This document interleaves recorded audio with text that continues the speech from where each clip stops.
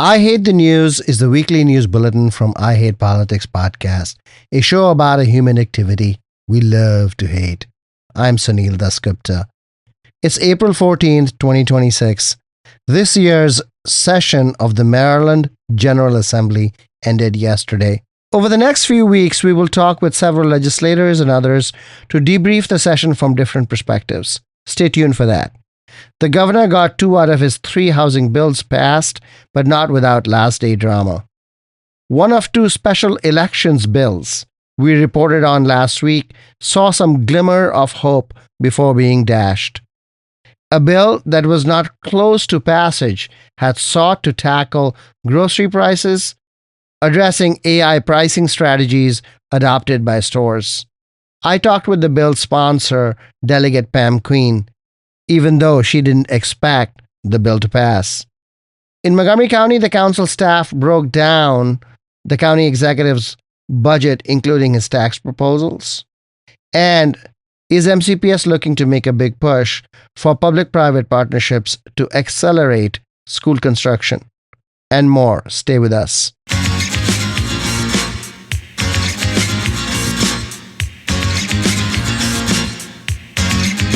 What's the matter? You seem so surprised. Glancing in the morning paper tonight. Seems that the French can capitalize. Another execution, another spy. During General dead and died. Watch his family cry. Watch his family cry.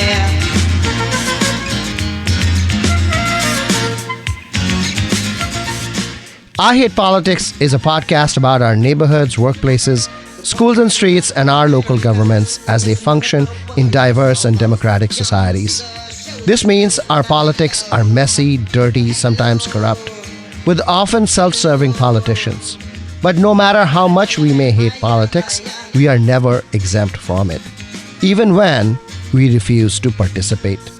In fact, the purpose of politics is to keep society functioning precisely when we don't agree with each other, like now. Music for this episode comes from Silver Spring rock musician J.D. Brayton, who goes by the stage name Mr. Tree Frog.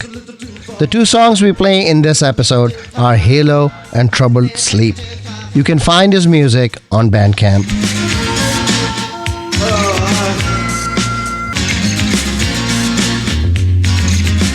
The Czechs are barking for a nuclear call. Nairobi got hungry, so they started a war. Famous senators face the law. Babylon discovered she was a hoe with a halo. A hoe with a halo. A hoe with a halo. Everybody by your head. Everybody by your head, please. Everybody by your head. Let's start with the Maryland Senate President, Bill Ferguson, opening the last day of the 2026 session. Let's go ahead and call the Senate to order. Sergeant Arms will please secure the chamber doors. Members, please take your seats. Madam Clerk, please call the roll. Mr. President. All right, Senators, on this beautiful sine die, April 13th. But wait, here is Rockville resident and friend of the show, Jonathan Robinson, with a correction. We are going to run for now a 3rd year in a row. Is the General Assembly listening? Before I was a resident of District 17 in Rockville, I grew up in Cincinnati, Ohio, where I took Latin at Walnut Hills High School, go Eagles, from grades 7 to 10. I do know that when people talk about the end of the legislative session in Annapolis and they say sine die, that they're wrong. That's not how it's pronounced. It's pronounced sine die. Literally, sine means without, die means day. It's pretty similar actually to carpe diem. Get it right. It's sine die, not sine die. We will hold out hope for next year.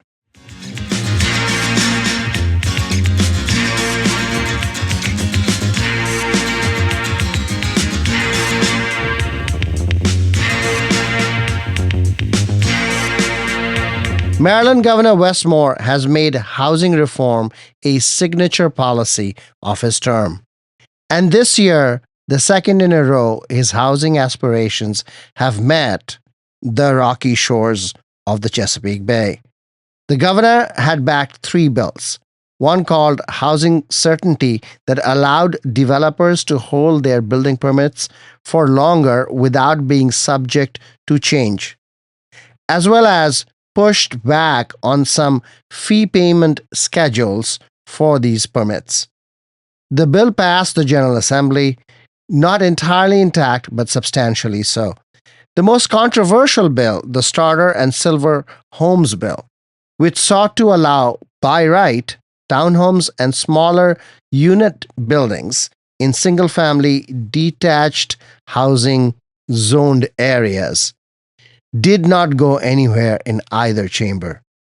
We reported on that earlier in the session if you are interested in a deep dive. The bill that brought out the late drama was the Transit-Oriented Development one, which was written to allow more apartment buildings on state-owned land near transit centers. But the bill stalled over pre-hire labor protections called project labor agreements, which force non-union firms to abide by rules that union firms have to follow. While the House of Delegates passed a version of the bill that included the project labor agreements, the Senate passed a bill stripped off that requirement. In a late effort, the House passed the Senate version of the bill, so no project labor agreements. The governor had previously signed an executive order directing the use of project labor agreements, so the unions are not going to be happy about this.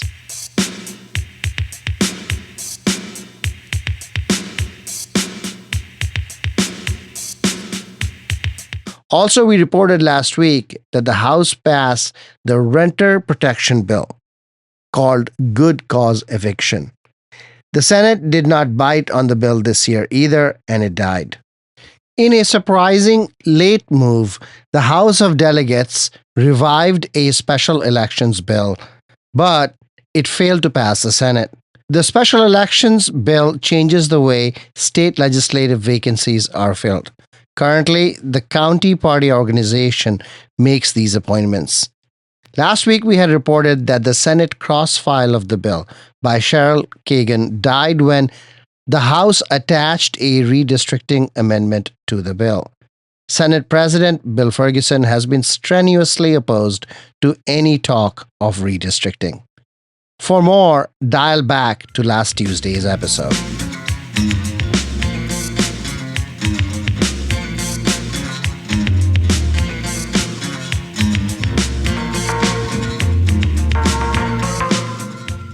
A bill that did not come anywhere close to passage, but had all kinds of possibilities and downsides, had sought to tackle AI pricing by grocery stores. I talked with the bill sponsor, Delegate Pam Queen. This is an issue about the idea that the prices can adjust, and what is the basis for adjusting these prices? Are we targeting certain groups? Are we making things higher for certain people in certain zip codes? This is all a part of what you would consider, artificial intelligence and how it now plays into some of the consumer protection. To what extent are grocery stores actually using dynamic pricing? Do you know? What is the impact? Are there some places that are overpriced and other places that are less than that? What is the scope of the problem?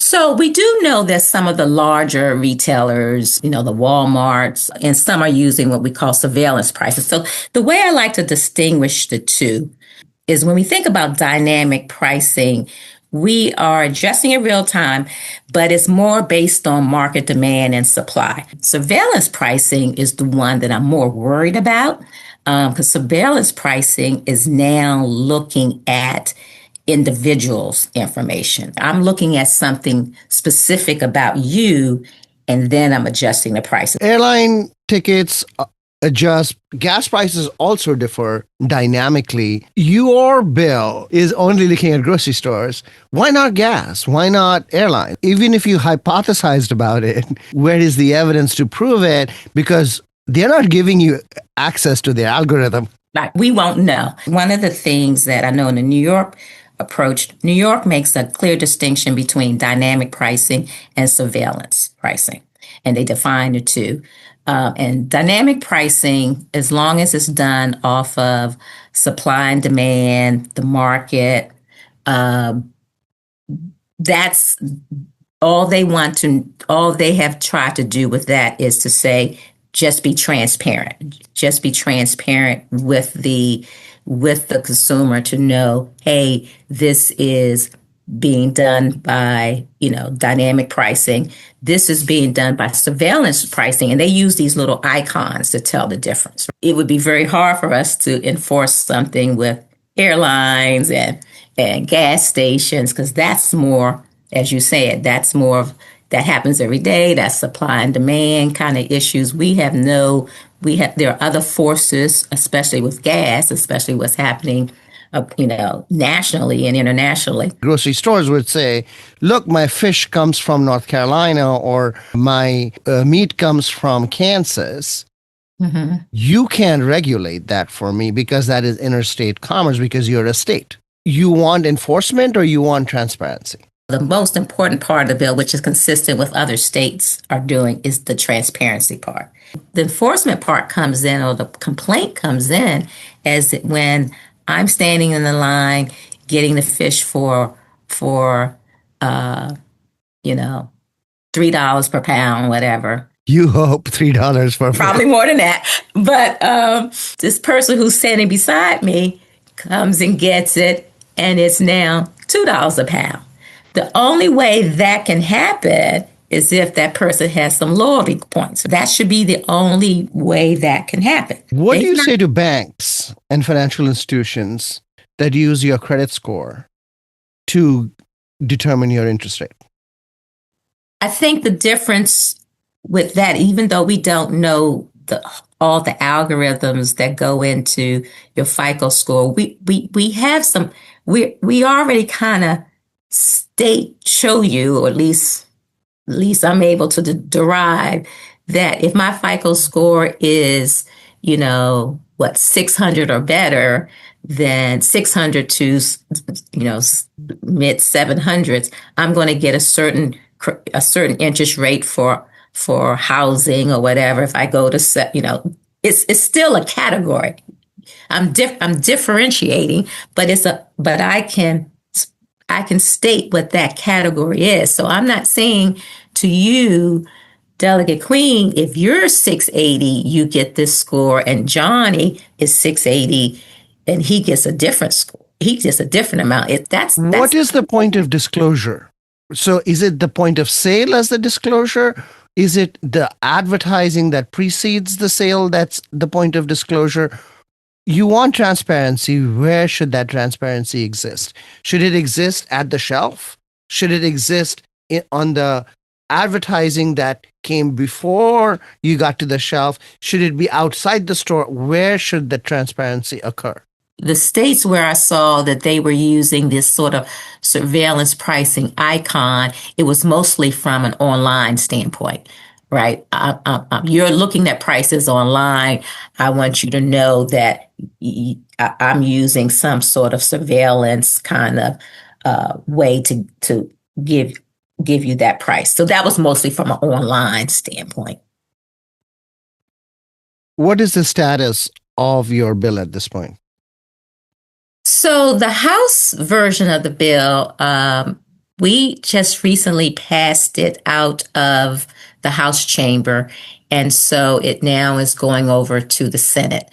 The Senate cross-file, which is in a different posture than the House version, it just recently passed out of the House, and now it's passed out of the Senate, and now it's on the House side. So we have about 6 days to, and this is not the only bill that we have, to get these bills that are, in different postures from, in a different posture that came out of the opposite chamber to be in sync. So I don't know that this bill will get there by sine die, which is on Monday. So that's where it is. It may not make it out this year. So I don't know. Hopefully one version of it makes it out. So, it could be that one version comes out, the other one doesn't. But so if that's the case, that would be the best case, because you'll get something out there dealing with this issue that we can come back to later and, try to shore up. But right now it's going to be a haul to get either one of these passed out. Delegate Pam Keane, thank you. Thank you.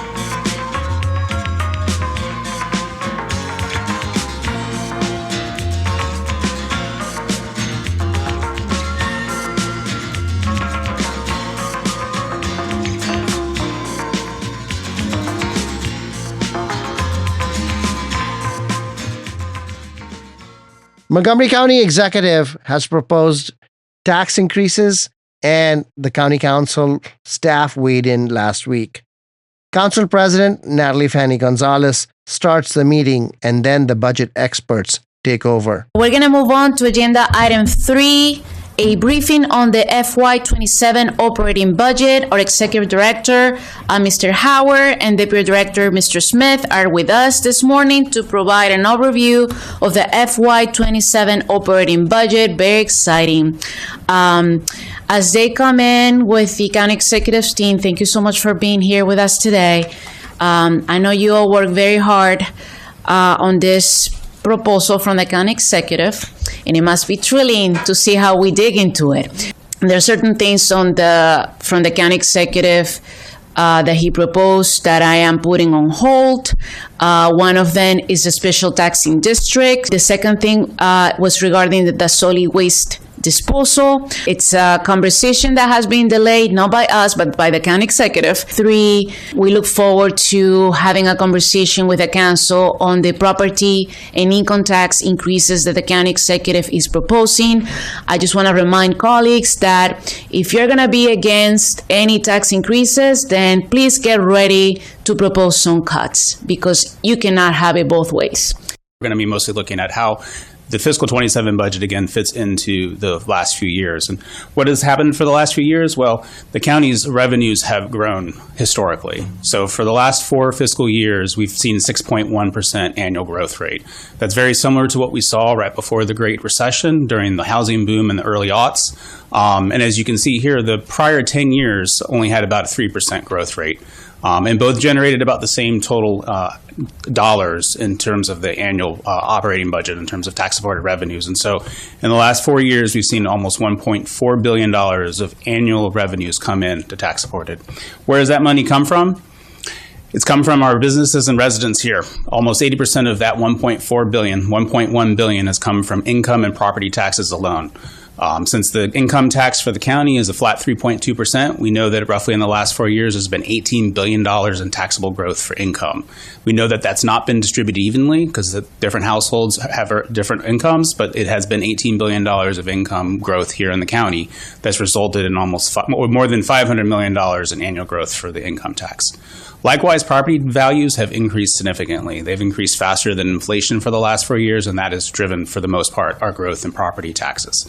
So what has the county done with this money? We've invested it into our agencies, and so we've increased expenditures, tax-supported expenditures in the county government over the last 4 years by a total of about $1.5 billion, which was an annual growth rate of 6.7%. Again, looking at the previous 10 years before that, it was only about 3.1% growth. And so on average, our growth has been around 3% coming out of the Great Recession, both in terms of revenues and in terms of expenditures. But the last 4 years have been very different. And again, that's part of the context as we go into the fiscal 27 operating budget. Where did that money specifically go? Well, it went into our agencies and a little bit of debt service. And so we see that the average growth rate for the county government has been close to 8%.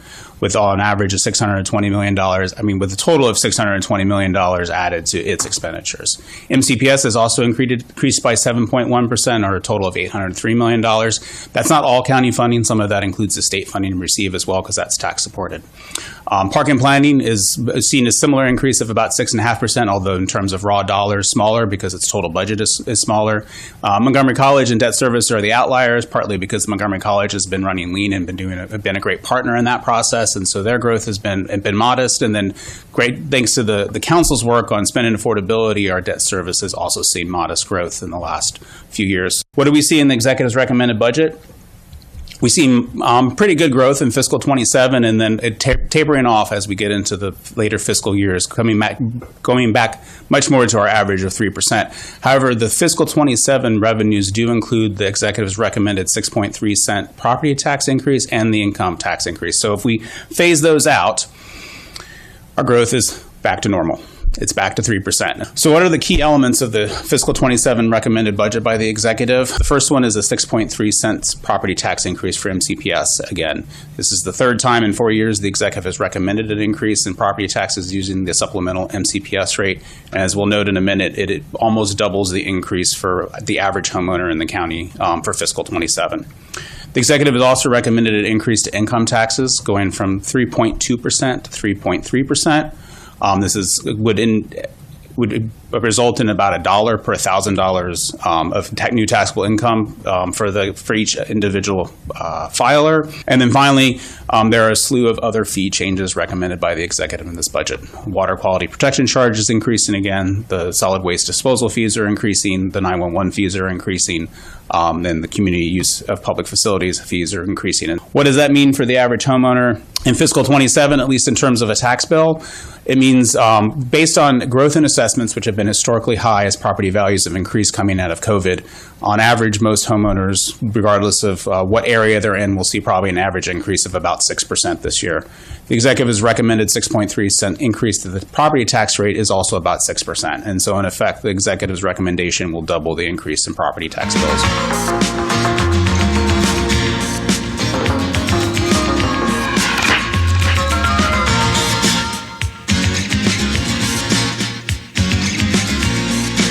Is Montgomery County Public Schools looking to make a big push toward public-private partnerships to accelerate its school construction? Next year's capital improvement plan includes a statement to explore public-private partnerships, or the P3 model. The P3 financial model, according to MCPS, leverages private sector funding to deliver projects quicker with less upfront costs. However, they result in higher long-term costs. Apparently, MCPS is hiring a P3 expert to help. The move follows Prince George's County, which is widely recognized as having successfully leveraged private capital and entrepreneurial energy to build 6 new schools between 2021 and 2023, and is now in phase 2 of the project with 8 more new schools. The money will be paid back over a 30-year period and will likely cost taxpayers more over the long run. But the hope is always that development will come even faster and repayment will therefore become easier. We need to take a deep dive into the P3 model for schools. The model has not worked as promised for the Purple Line, but there were other intervening factors there. Stay tuned.